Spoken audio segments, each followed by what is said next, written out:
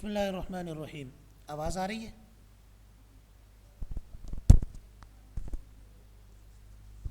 پھر بند ہو گئی ہے. جی فراہمی ہے. جی ٹھیک ہے. بسم اللہ الرحمن الرحیم. نماز کا طریقہ بتایا جا رہا ہے.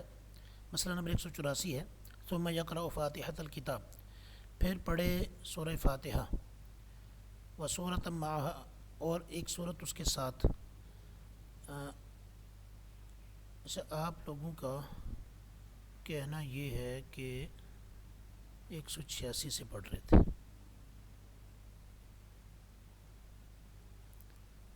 یہ 186 پڑھ لیا تھا یا پڑھنا ہے؟ اس کی تشریح پڑھنی ہے. اچھا چلے. وَإِذَا قَالَ الْإِمَامُ، اور جب کہے امام، وَلَضَّالِّينَ، وَلَضَّالِّينَ کے الفاظ امام کہے، قَالَ آمین، تو پھر ساتھ ہی امام خود آمین بھی کہے. وَيَقُولُهَا، اور کہے گا اس کو، یعنی آمین کے جو الفاظ کو کہے گا، المؤتم، مقتدی بھی. وَيُخْفِيهَا، اور اس کو مخفی انداز میں کہے گا، یعنی آہستہ آواز سے. جب کہے امام وَلَضَّالِّينَ تو کہے آمین، اور اس کو مقتدی بھی کہے اور آہستہ کہے. دوسری، سورہ فاتحہ کے ختم پر جب امام وَلَضَّالِّينَ کہے تو امام اور مقتدی دونوں کو آمین کہنا چاہیے. اس بارے میں دو مذہب ہیں. سب سے پہلی بات، آمین کس کا وظیفہ ہے، یعنی آمین کس نے کہنا ہے؟ امام مالک کی مشہور روایت یہ ہے کہ آمین صرف مقتدی کہے، امام نہیں. دلیل وہ یہ دیتے ہیں کہ حضرت ابو ہریرہ رضی اللہ تعالیٰ عنہ کی مرفوع روایت ہے، ان رسول اللہ صلی اللہ علیہ وسلم قال، بے شک آپ صلی اللہ علیہ وسلم نے ارشاد فرمایا، اذا قال الامام غیر المغضوب علیہم ولا الضالین، جب کہ امام غیر المغضوب علیہم ولا الضالین، فقولو، تو تم کہو آمین. وہ کہتے ہیں اس حدیث سے معلوم ہوتا ہے کہ امام کا کام یہ ہے کہ وہ ولا الضالین تک پڑھے، اور مقتدی کا کام یہ ہے کہ وہ آمین کہے، کیونکہ آپ نے تقسیم کر دیا نا معاملہ. غیر المغضوب علیہم ولا الضالین کہنا امام کے ذمہ لگایا، آمین کہنا مقتدی کے ذمہ لگایا. والقسمت تنافی شرکا، جب تقسیم کر دیا تو قسمت، تقسیم جو ہے یہ شرکت کی منافی ہے. تو تقسیم کر دیا کہ بھئی امام نے ولا الضالین کہنا ہے اور مقتدی نے آمین کہنا ہے، تو معلوم ہوا کہ آمین میں دونوں شریک نہیں ہوں گے بلکہ صرف مقتدی ہی کہے گا. یہ امام مالک کی دلیل کا خلاصہ ہے.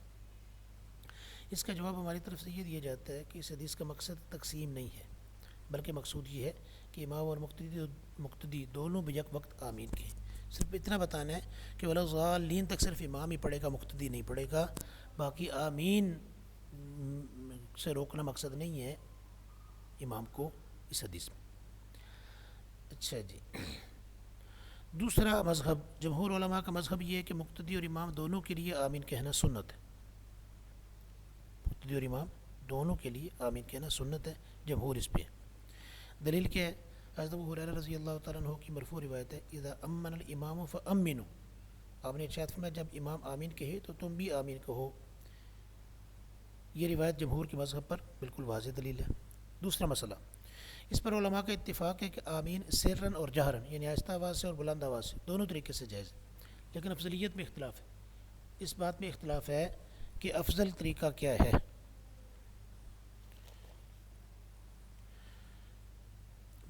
شافعی اور حنابلہ، یعنی امام شافعی اور امام احمد بن حنبل رحمۃ اللہ علیہما کے پیروکار آمین بالجہر، یعنی بلند آواز سے آمین کہنے کو افضل قرار دیتے ہیں.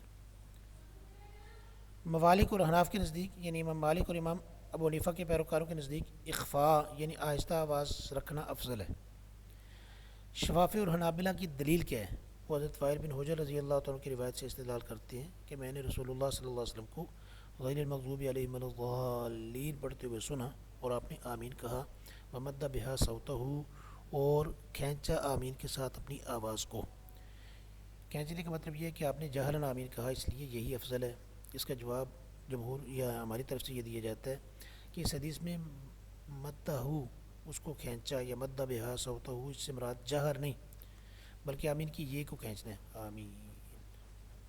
حضرت وائل بن حجر کو سکھانے کی غرض سے نماز، یہ دوسرا جواب، کہ اگر آپ نے بلند آواز سے بھی کہا تھا تو حضرت وائل بن حجر رضی اللہ تعالیٰ کو سکھانے کی غرض سے کہا تھا کہ یہاں پر آمین کہا جاتا ہے.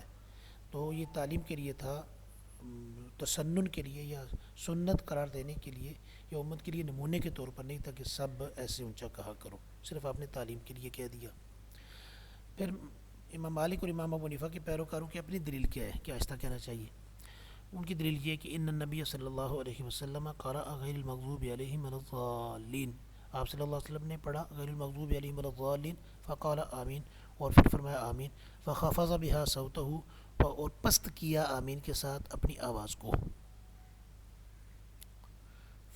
مسئلہ نمبر 187، ثم یکبر، پھر تکبیر کہے، یعنی سورہ فاتحہ پڑھ لی، اگلی سورہ ساتھ ملا لی، ثم یکبر، پھر تکبیر کہے اللہ اکبر، ویرکع، اور رکوع کرے، ویعتمد، اور رکھے بیدیہ، اپنے دونوں ہاتھوں کو، علی رکبتیہ، اپنے دونوں گھٹنوں پر، ویفرج، اور پھیلائے، اصابعہ، اپنے ہاتھوں کی انگلیوں کو، ویبسط، اور بچھائے، ظہرہ، اپنی پیٹھ کو، یعنی کمر بالکل سیدھی رکھے، ولا یرفع رأسہ، اور نہ اٹھائے اپنے سر کو، ولا ینکسہ، اور نہ اس کو جھکائے، یعنی سر اور کمر ایک سیدھ میں ہوں، سر نہ کمر سے زیادہ اٹھا ہوا ہو نہ کمر سے زیادہ جھکا ہوا ہو۔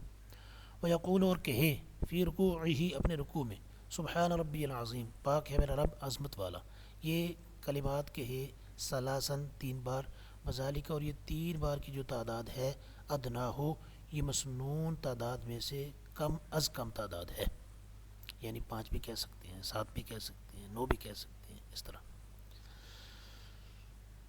اچھا جی، تشریح، قراءت پوری کرنے کے بعد بلا توقف تکبیر کہے، یعنی قراءت پوری کرنے کے بعد بلا توقف تکبیر کہے کہ مطلب یہ ہے کہ قراءت کے بعد رکوع سے پہلے وقفہ نہیں دینا حناف کے نزدیک، اور رکوع کرے۔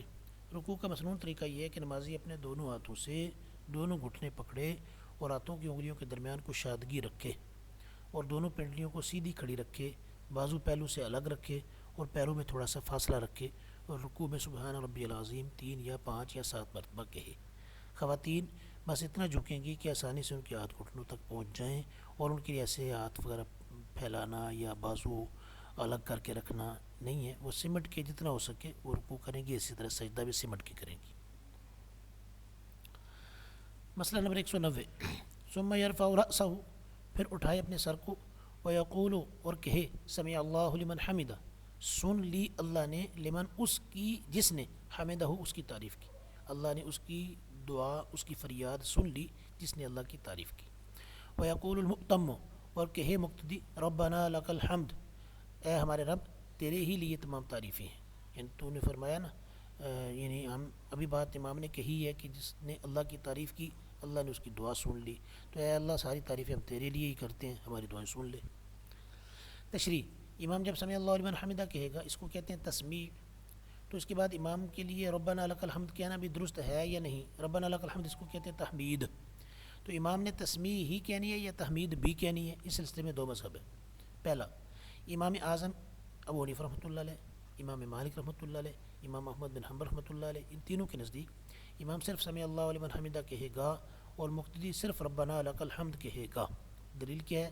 حضرت ابو ہریرہ رضی اللہ عنہ کی روایت ہے کہ رسول اللہ صلی اللہ علیہ وسلم نے ارشاد فرمایا، جب امام سمع اللہ لمن حمدہ کہے تو تم ربنا ولک الحمد کہو۔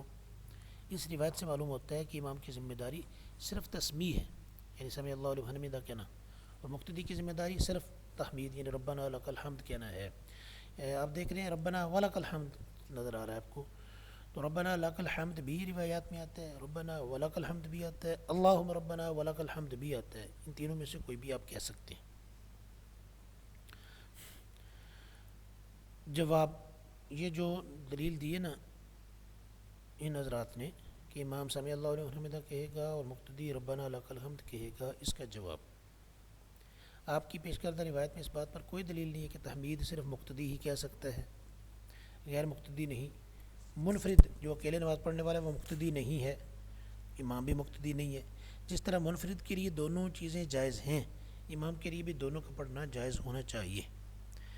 اب دیکھیں امام صاحب رحمۃ اللہ علیہ کا موقف بھی یہی تھا کہ امام صرف سمع اللہ لمن حمدہ کہے، مقتدی صرف ربنا لک الحمد کہے، لیکن ہم امام صاحب کے موقف کا بھی جواب دے رہے ہیں، تو معلوم ہوا کہ فقہ حنفی میں جس شخصیت کے نام سے فقہ حنفی منسوب ہے اس سے بھی اس کے اپنے شاگردوں نے بھی اختلاف کیا، اور اس اختلاف کی گنجائش اس شخصیت کی طرف سے بھی دی گئی۔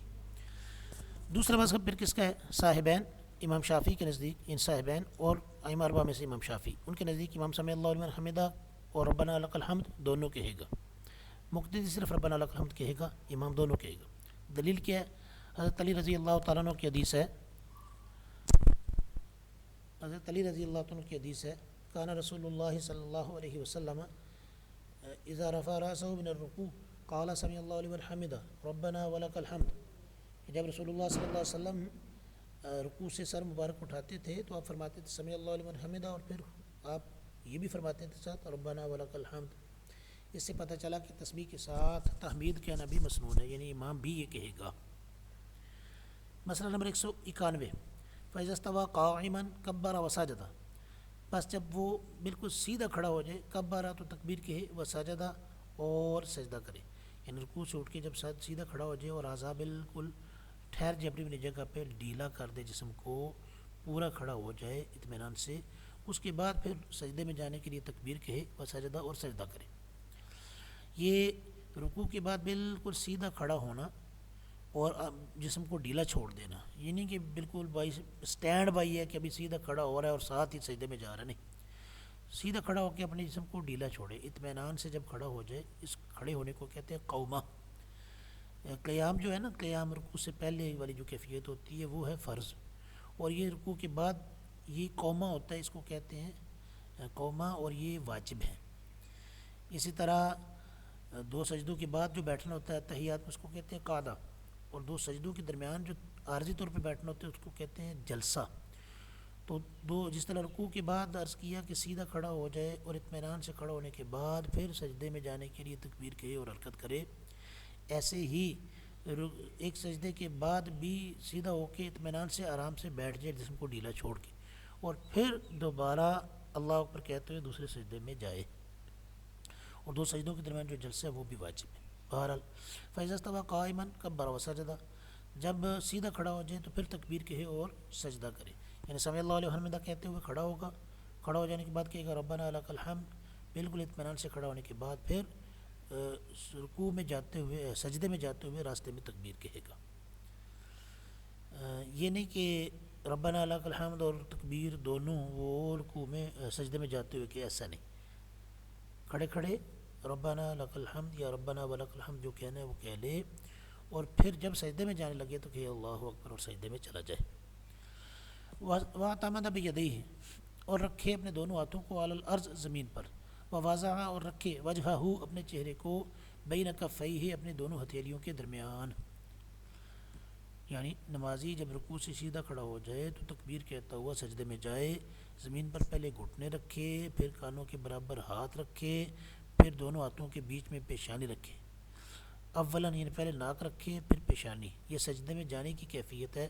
سجدے سے اٹھتے وقت اس کا برعکس کرے، یعنی سجدے میں جاتے ہوئے پہلے گھٹنے لگائے گا زمین پہ، پھر دونوں ہاتھ رکھے گا، پھر دونوں ہاتھوں کے درمیان میں پہلے ناک لگائے گا اور پھر پیشانی رکھ دے گا، اٹھتے وقت پہلے پیشانی اٹھائے گا، پھر ناک اٹھائے گا، پھر دونوں ہاتھ اٹھائے گا، پھر گھٹنے اٹھائے گا۔ مسئلہ نمبر 193،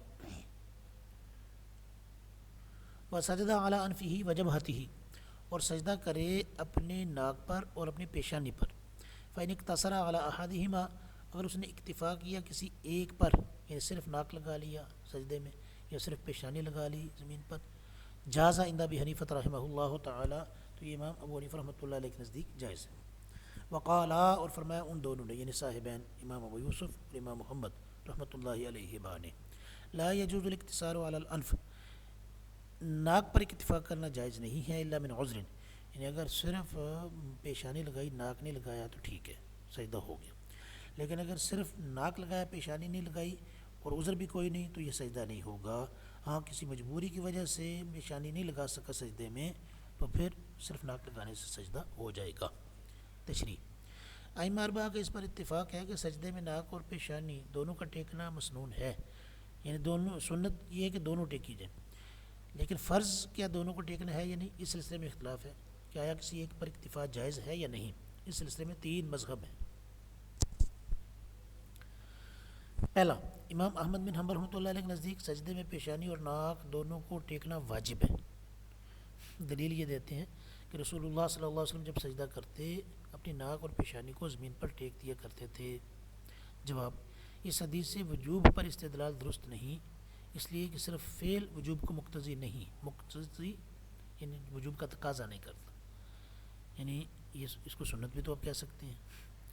نمبر 2، صاحبین اکثر مالکی اور شفافے کا مذہب ہے، یعنی صاحبین امام ابو یوسف امام محمد مالکی فقیہ فقہا میں سے اکثریت کا، اور اسی طرح سارے شفافے کا مذہب یہ ہے کہ پیشانی کو ٹیکنا ضروری ہے، ناک پر اکتفا کرنا جائز نہیں ہے۔ دلیل کیا دیتے ہیں؟ دلیل یہ دیتے ہیں حضرت عباس رضی اللہ تعالیٰ کی روایت ہے جس میں 7 اعضاء کو سجدے میں زمین پر رکھنے کا تذکرہ ہے، دونوں ہتھیلی، دونوں گھٹنے، دونوں پیر اور چہرہ۔ چہرہ کا رکھنا صرف پیشانی رکھنے سے تو متحقق ہو جاتا ہے، یعنی صرف پیشانی رکھ دی تو یہ کہہ سکتے ہیں کہ چہرہ رکھا ہے یا سر رکھا ہے، لیکن صرف ناک زمین پر لگانے سے یہ نہیں کہا جا سکتا کہ اس نے سر زمین پہ رکھا ہے یا چہرہ زمین پہ رکھا ہے۔ اس لیے اقتصار علی الانف، صرف ناک رکھنے پر اکتفا کرنا یہ جائز نہیں ہوگا۔ یہ جمہور کا مذہب ہے جن میں صاحبین بھی ہیں۔ تیسرا مذہب امام ابو حنیفہ رحمۃ اللہ علیہ کے نزدیک ناک اور پیشانی دونوں میں سے کسی ایک کے رکھنے سے سجدہ ادا ہو جائے گا، لیکن صرف ناک ٹیکنے کی صورت میں مال کراہت جائز ہے، یعنی صرف ناک لگائی پیشانی نہیں لگائی تو یہ مکروہ ہے لیکن جائز ہے۔ دلیل کیا ہے جی؟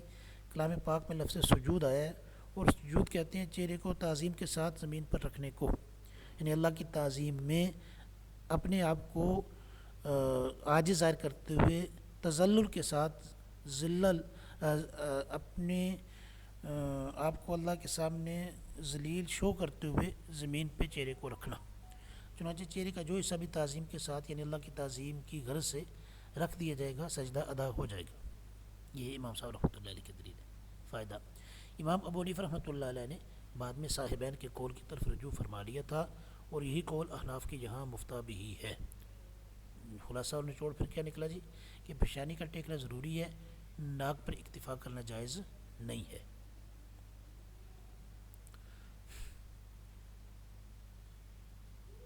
فَإِن سَجَدَ عَلَى قَوْرِ عَمَامَتِهِ أَوْ عَلَى فَاضِلِ ثَوْبِهِ جَازَ، اگر اس نے سجدہ کیا اپنے امامہ کے پیچ پر، او علی فاضل ثوبہ، یا اپنے فالتو کپڑے پر، جازا تو یہ جائز ہے۔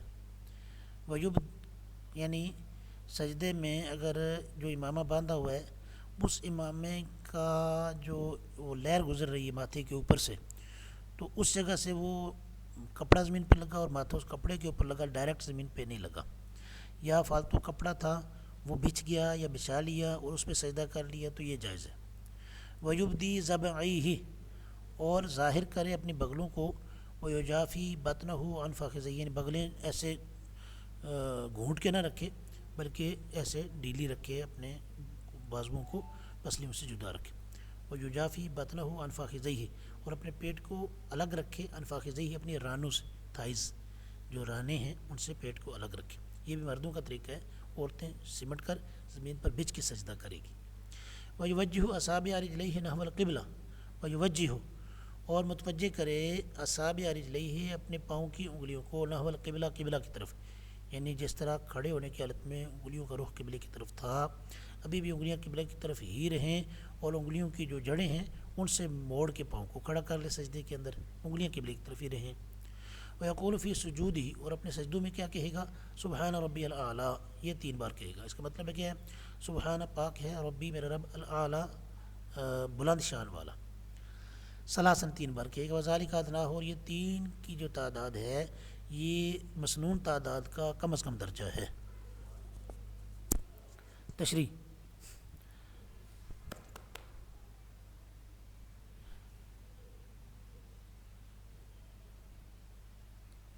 اچھا جی، اس عبارت میں دوسرے سجدے کی کیفیت کا بیان ہے۔ چنانچہ فرمایا کہ پہلے سجدے سے سر اٹھاتے ہوئے تکبیر کہے، اور اس قدر سر اٹھانا معتبر ہے، یعنی اس کا اعتبار کیا جائے گا جس پر لفظ رفع یعنی سر اٹھانا بولا جائے، یعنی اس روایت کو امام حنیفہ رحمۃ اللہ علیہ نے امام اعظم سے نقل کیا اور یہ صحیح ہے، یعنی بالکل مکمل اٹھ جائے۔ وَإِذَا اطْمَأَنَّ جَالِسًا، اور جب مطمئن ہو کے بیٹھ جائے، کبرا، دوبارہ تکبیر کہے، وسجدہ، اور سجدہ کرے۔ یہ جو مطمئن ہو کے بیٹھنا ہے 2 سجدوں کے درمیان، اس کو جلسہ کہتے ہیں، یہ واجب۔ دوسرے سجدے کے لیے کبرا، تکبیر کہے، وسجدہ، اور دوسرا سجدہ کرے۔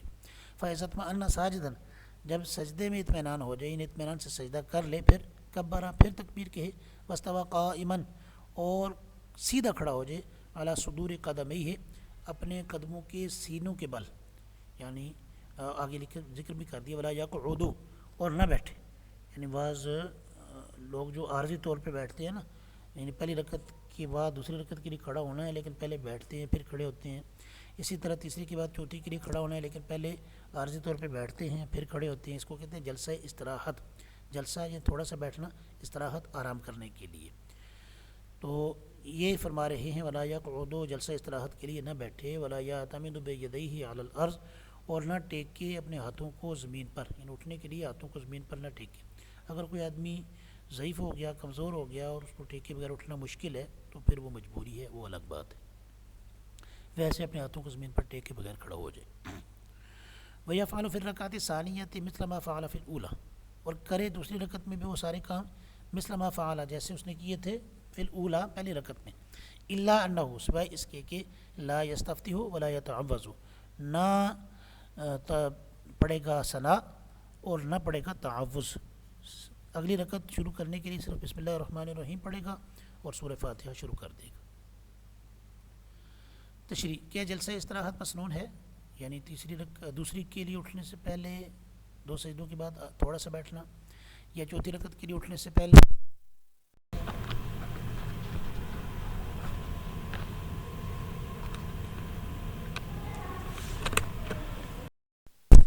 چوتھی رکعت کے بعد تیسری رکعت کے بعد چوتھی رکعت کے لیے اٹھنے سے پہلے تیسری رکعت کے 2 سجدوں کے بعد عارضی طور پہ بیٹھ جانا، یہ چیزیں اس کو کہتے ہیں جلسہ استراحت۔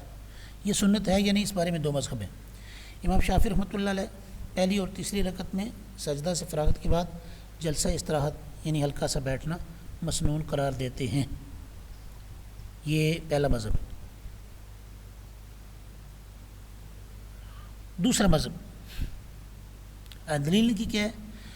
دلیل یہ دیتے ہیں کہ حضور صلی اللہ علیہ وسلم جب اپنا سر سجدے سے اٹھاتے ہیں تو بیٹھ جاتے پھر اٹھتے، یہ ان کی دلیل ہے جو کہتے ہیں کہ جلسہ استراحت سنت۔ جواب اس کا یہ ہے، آپ کی پیش کردہ روایت بیان جواز یا حالت عذر پر محمول ہے، یعنی اس سے صرف اتنا پتہ چلتا ہے کہ اگر ایسا کرے تو جائز ہے، یا پتہ چلتا ہے کہ یہ آپ کو کوئی عذر رہا ہوگا، کسی وقت کوئی مجبوری کی وجہ سے آپ نے ایسا کیا ہوگا جس وقت راوی نے آپ کو دیکھا، یعنی بڑھاپے کے زمانے میں آپ نے ایسا کیا ہے۔ اگر یہ سنت صلاۃ ہوتی تو ہرگز صحابہ کرام نہ چھوڑتے، حالانکہ صحابہ کرام میں اس کا رواج نہیں ملتا۔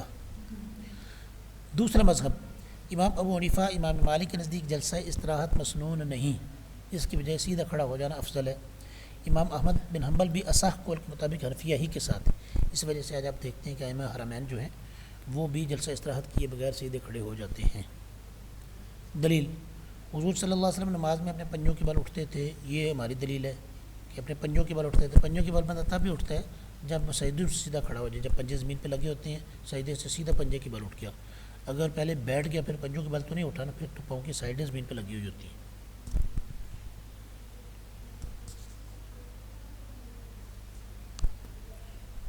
اگلا مسئلہ ولا یرفع یدیہ الا فی التکبیرۃ الاولیٰ، اور نہ اٹھائے اپنے ہاتھوں کو الا فی التکبیرۃ الاولیٰ مگر پہلی ہی تکبیر میں۔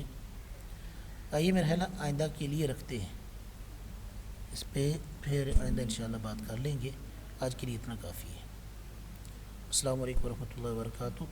اگر آپ محسوس کریں کہ یہ سبق مفید ہے اور یہ باتیں مزید آگے بھی پہنچنی چاہیے تو اس کی ریکارڈنگ جو گروپ میں شیئر کروں گا اس کو آگے آپ شیئر کیجئے جہاں جہاں آپ کے رابطے ہیں، تاکہ ایک اچھی بات یا ایک مفید سبق وہ آگے بھی پہنچے اور آپ کے لیے بھی صدقہ جاریہ بنے۔ السلام علیکم ورحمۃ اللہ وبرکاتہ۔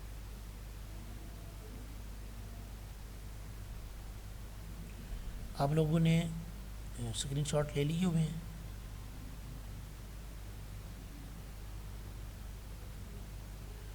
نہیں سر، نہیں لیے۔ آج جی آر جو ہے وہ اسکرین شاٹ لے نا، پھر اس کے بعد میٹنگ اینڈ کرتے ہیں۔